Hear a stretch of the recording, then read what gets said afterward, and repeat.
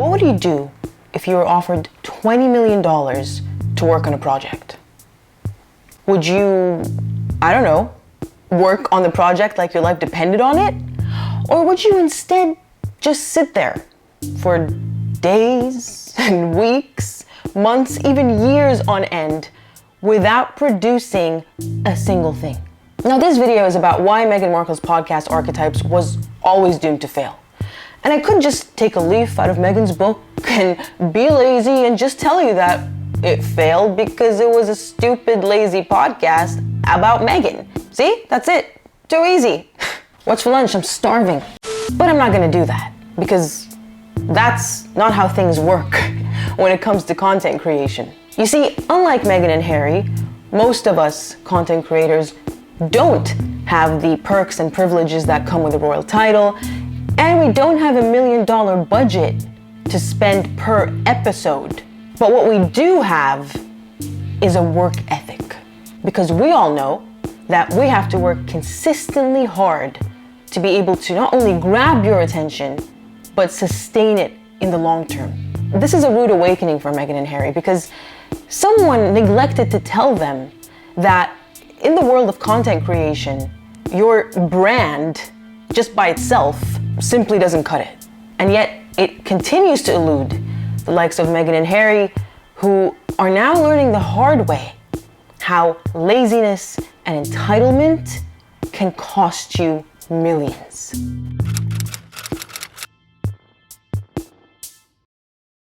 The 15th of December 2020, audio streaming giant Spotify announces a $20 million deal with Meghan Markle and Prince Harry's Archewell Audio. Now, 2020 was a different time for Meghan and Harry. It was pre-Oprah interview, and they still enjoyed a relatively good reputation and goodwill with the public and the media, or at least most of the public and the media. And to encapsulate this excitement and anticipation that the public felt for this project, Spotify's stocks went up 2% following the announcement. Now, the early marketing of this deal featured both Meghan and Harry as a royal power couple. And the clear message was that they would be creating podcasts together to platform the voiceless and enable them to share their inspirational stories that we otherwise would never have been able to hear of. We created Archewell Audio to make sure that we can elevate voices that maybe aren't being heard and hear people's stories. Quite noble, I mean, not exactly groundbreaking, but very much in line with the "a life of service" spiel that they were spewing at the time. But doubts surrounding the couple and their abilities were already starting to creep up merely a few weeks later when they dropped their much anticipated holiday special, which was a major flop. So they were already starting off on the wrong foot because this measly special barely featured Meghan and Harry and instead featured the likes of Elton John, Tyler Perry, and James Corden. So much for giving the voiceless a platform to share their inspirational stories, huh? And to add insult to injury, it was basically a 30-minute episode. Now, for a $20 million deal, the public was right to anticipate and expect something groundbreaking, something really well produced. But despite the lackluster reception of this very lukewarm effort, the public gave them a pass. You know, they were green and keen. And so they waited with bated breath for the next installation from the duo. And they waited, and they waited, and they waited for almost 2 years.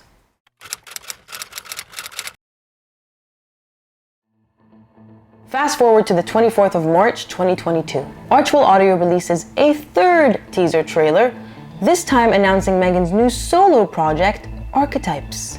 I'm Meghan, and this is Archetypes, the podcast where we dissect, explore, and subvert the labels that try to hold women back. Now, by this point, I believe that Spotify was taken for a ride. A very long and arduous, catastrophic car chase sort of ride. Hear me out. The premise was that it would be a joint project for the couple rather than a solo project for Meghan. And yet somehow, that's where we landed. Now, I don't know about you, but to me this reeks of some serious Megxit deja vu. when the couple deceived everyone by leading them to believe they'd be living in the Commonwealth, basically Canada, where they would continue to support the Queen whenever possible, when instead it was just a front for them to move to the land of the paparazzi and Meghan's hometown of California. So perhaps the same duplicitous strategizing was employed here by Meghan. Maybe she knew that she couldn't pitch a solo project for $20 million. And so she played along with the false notion of a joint project, to get the deal signed, to get the money in the bag, until it was too late for Spotify to renege once she presented them with her new solo idea. It's a classic what I ordered versus what I received kind of situation.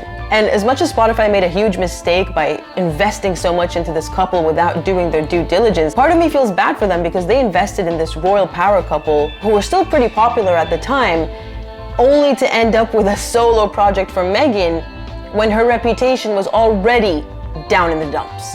At that point, they probably should have asked Bill Simmons what he thought before green-lighting Archetypes, because something tells me the public would have liked his idea a lot better than Meghan's.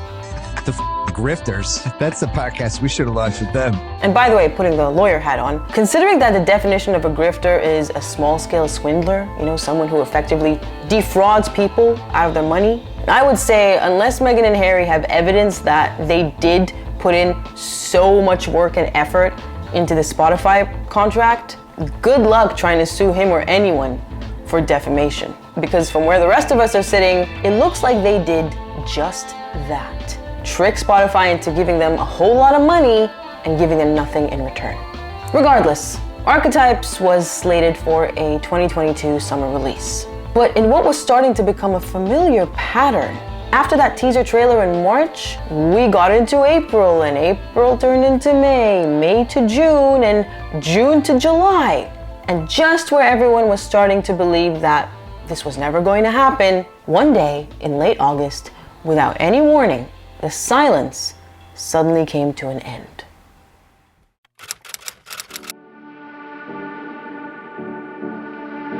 The 23rd of August, 2022, Spotify releases yet another trailer. I believe we're at number 4 at this point.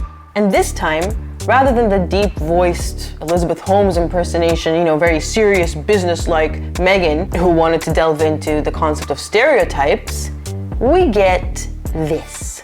Hey, it's me. I'm just excited to be myself and talk and be unfiltered, and yeah, it's fun. So, in the space of almost 2 years, we start off with a royal power couple who wanted to give a platform to the voiceless, to somehow landing on a solo podcast about stereotypes called Archetypes, and finally we land on what I think is the most accurate description of what Archetypes was about, a podcast about Meghan.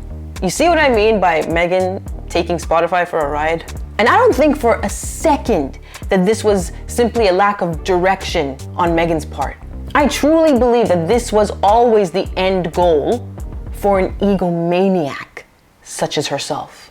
Now, I've had the displeasure and misfortune of tuning into every single podcast. Yes, I did it voluntarily, but it wasn't easy and it wasn't fun. If I could summarize the podcast in a nutshell, I would describe it as a platform for Meghan to tout her own horn, to continue to attack her in-laws with malicious, hateful lies, and to retaliate against every single negative headline that was ever written about her. And when I say negative, I mean from her perspective, because what it actually was 9 times out of 10 was calling out her bullcrap behavior. She still tried to force that whole stereotype, angle by inviting a list of top-tier A-list celebrities whom she continuously felt the need to refer to as her dear friend any chance she got, as a guise in her quest to control the narrative. She was never interested in anything these top-tier, hard-working, accomplished women had to say. And it showed in her interviewing style, if you can even call it an interview, because there was a whole bunch of talking about herself and not a whole lot of listening. There were many instances where it was clear that she wasn't even listening to their answers at all because there was no natural back and forth. There was no evidence of any active listening. Instead, everything mentioned by the guest was met with a response that immediately shifted the focus or forced the focus back onto Meghan, which is a terrible quality for any podcaster to have.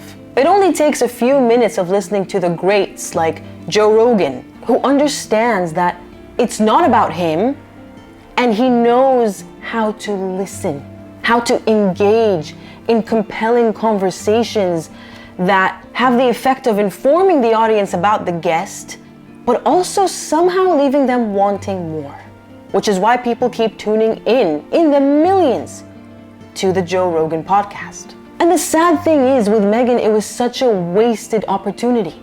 Because as I've said, a lot of these guests, like Serena Williams and Mariah Carey, they were top tier in their respective fields. And they were very hardworking women who had to, unlike Meghan, put in the hard yards to get to where they are today.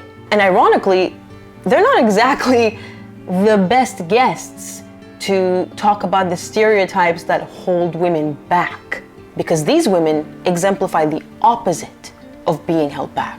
Rather than moan and cry endlessly about being a victim and encouraging her accomplished guests to do the same, Meghan could have instead explored the positives, the accomplishments achieved by these women, to demonstrate how they broke through these stereotypes and barriers rather than allowing themselves to be held back and defined by them. But instead, she chose to blow a $1.5 million budget per episode on dragging down these amazing women like Serena Williams to her level and portraying them as hapless victims of sexism and misogyny. So, in a nutshell, to wrap this chapter up, the first reason that Archetypes was always doomed to fail was because of Meghan's ego. Meghan herself was the problem. A personality like Meghan's could never succeed in the world of podcasting and interviewing simply because Meghan has zero interest in anything or anyone other than herself.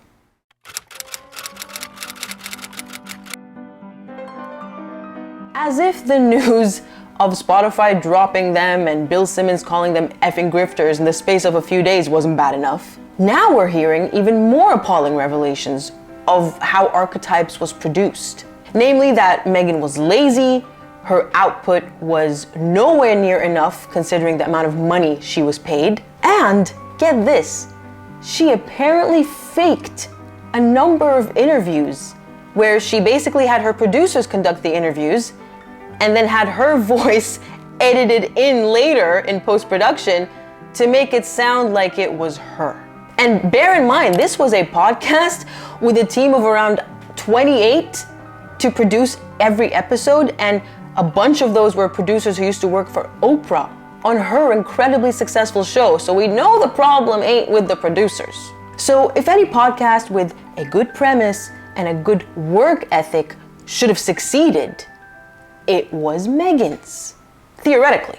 But there lies within this very statement the problem. We've already covered the issue with the good premise, because a podcast about yourself where you talk over your guests continually and lie isn't exactly a good premise in my books. I don't know about you. But the work ethic just wasn't there.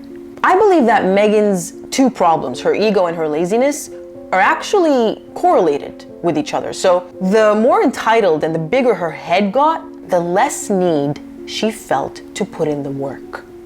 So as her ego increased, as did her laziness. So it all comes down to that, oh, I'll just rely on my brand rather than do any of the work attitude that spelled the demise of not only her podcast, but anything that she or her husband attach their names to, because they're lazy.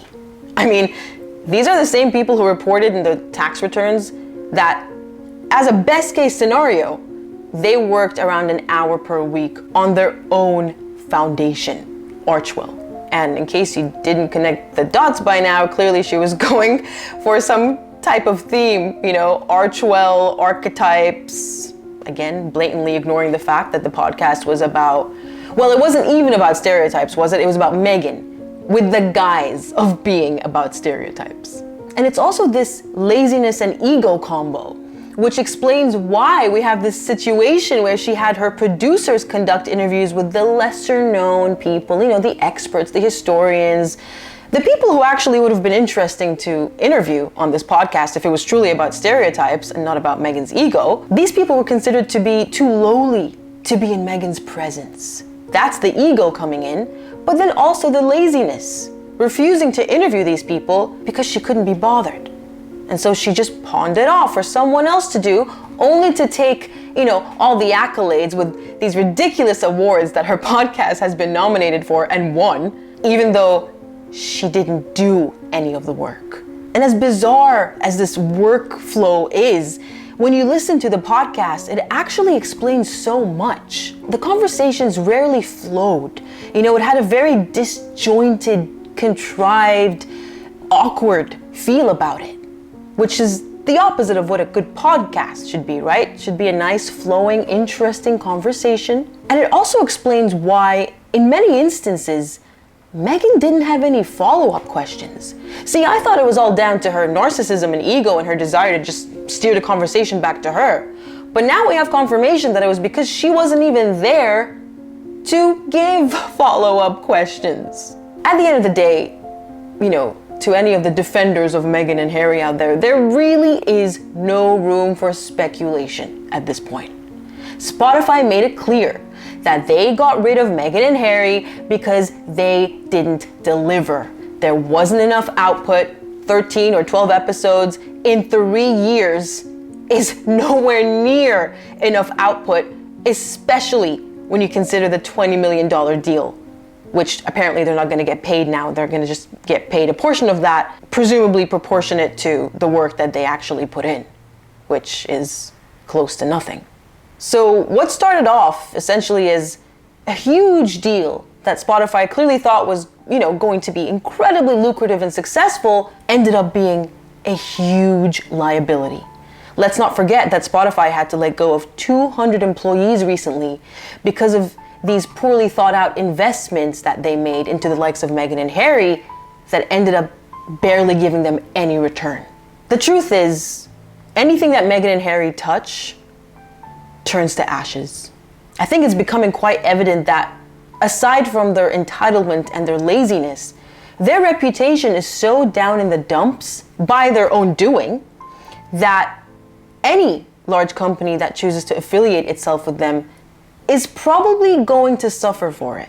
We're already seeing Dior backtracking from the rumors that they signed up Meghan, claiming that they were bewildered, they were bemused by the rumors circulating to begin with. Now, the funny thing is their supporters bought into the mutual agreement to part ways statement, which I call BS on, and claimed that Meghan wanted to move on to a better platform for her future projects. Right, because Spotify isn't basically one of the top, if not the biggest, audio streaming platform on the planet. The sad thing is, with all that money, all those resources, she could have produced something good. They both could have, but they chose not to. There is no excuse for producing a measly 13 episodes or 12 episodes in 3 years, where it is quite evident that each episode barely took any effort to make. There was no creativity. There was nothing groundbreaking, nothing outside the box, nothing thought-provoking. It basically offered none of the values and none of the benefits that people seek when they listen to a podcast. It wasn't informative, it wasn't illuminating, it wasn't entertaining. It was quite the opposite, in fact. And then you contrast that with small creators and independent podcasters and YouTubers who have a fraction of the budget that Meghan and Harry had, and yet continue to produce such consistent, amazing, thought-provoking, creative content with not that much return, really, when you consider the amount that Meghan and Harry were given. It's so wasted. Spotify is known for not investing into people who are actually worth investing into, like independent musicians and, like I said, podcasters, and instead they're throwing their money at these entitled, spoiled, talentless brats. I hope this is a wake-up call for them. I hope they're going to shift their investment style and their portfolio, and I hope they're going to start, investing their money where it's worth investing. So let this be a cautionary tale for everyone out there who chooses to align with Meghan and Harry or pay them millions. Please do your due diligence before you decide to do anything else. That's it for me. Thanks for listening to yet another TED Talk. Bye.